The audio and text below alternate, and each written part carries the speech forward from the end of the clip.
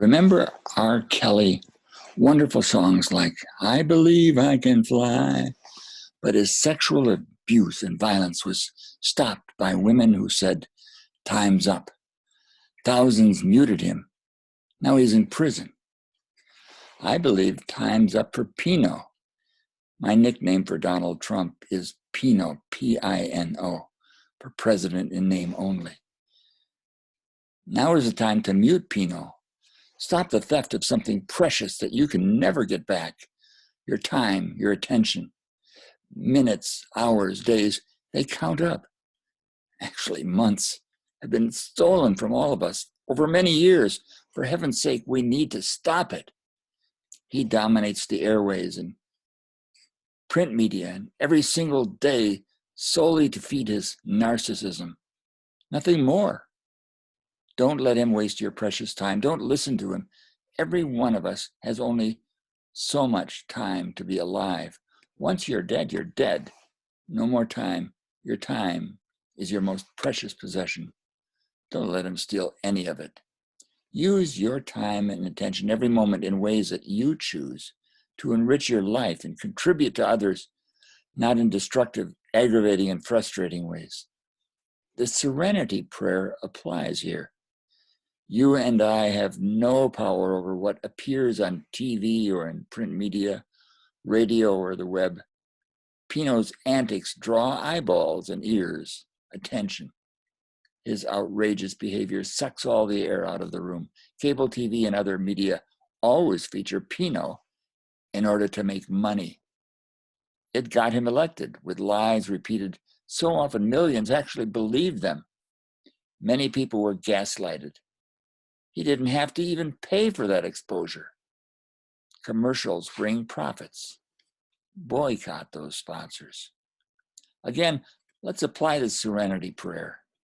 You do have the power to preserve something precious, your time and attention.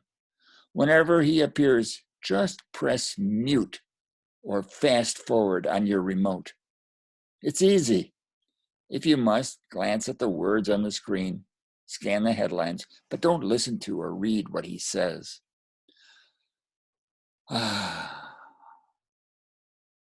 Notice your relief. His words were destroying your soul, sucking the life out of you. It's just painful, maddening, worth nothing. It's not the man, it's his narcissism. Pino's narcissism is our nation's mortal enemy, destroying us bit by bit. Equally important, ignore most of what's said about Pino. Skim through those segments. It's also a way sucking you dry. Yet we all do need to notice what he does and stop it. Pino feeds his deadly narcissism, tearing our nation apart, destroying important institutions. The EPA has been gutted, endangering everyone, endangering the world. He's also gutted the State Department, which makes peace and prevents wars. He's weakening our country. Calling the COVID-19 virus a hoax led to thousands of deaths. He's fighting the World Health Organization. He suggested injecting poison into your body. Fight to overcome Pino's destructive actions. Erase him wherever possible. Do everything you can to counter his narcissistic behavior, which is destroying our nation and killing our people. Don't even listen to people arguing with him. That's a waste. Makes no sense. It's like arguing with a drunk person. Mute comedy, focusing on Pino. It's low-hanging fruit, rotten, not funny, a waste of your precious time. Hold out for true comedy, clever comedy we can enjoy. You'll be healthier and happier. Let's learn from the successful campaign that marked R. Kelly, the now imprisoned sexual predator. Mute Pino, whose dangerous narcissism sucks the life out of all of us.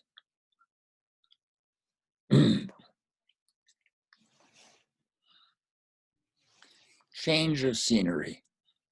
I'm an advocate of a social philosophy of power with rather than power over. True partnership. It's called nonviolent communication, or NVC. And it suggests that in order to make life wonderful, it's helpful to avoid judging, diagnosing, labeling, or offering rewards or punishments to other people. These are ways that powerful people manipulate and control those with less power. The most extreme examples of this are dictatorship, war, slavery, and white supremacy. Instead, make observations without judgment. Share your genuine feelings. Describe what those feelings point to, and make requests rather than demands. Now, in my commentary that you just heard, I refer to Donald Trump as PINO, president in name only, a label that is judgmental and insulting. And I encourage people to press a mute button or fast forward to erase him when he comes on TV. Now, how is such violent language consistent with the principles of nonviolent communication? Strangely, it actually is.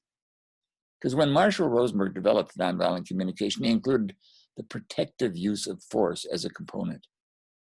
A nonviolent person may need to use violence if the goal is not punishing another person, but rather protecting a person from another person's violent or deadly behavior.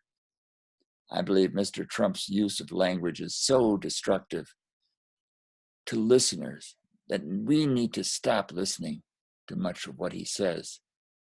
For example, I believe his talk about the coronavirus, he said it was a hoax, has led to the deaths of people who ignored recommendations of how to be safe. And he keeps on doing it.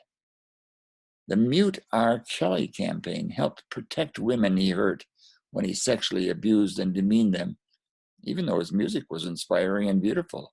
For example, I believe I can fly.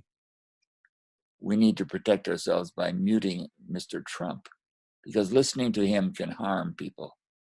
To reframe what I've been saying in the language of nonviolent communication, Donald Trump has said things that led to deaths of people. I'm perturbed and heartbroken at the loss of life. I'm committed to do all I can to protect people from the harm that results when they listen to him. So I ask people to mute or fast forward their TV remotes and to boycott sponsors of programs that give them a voice.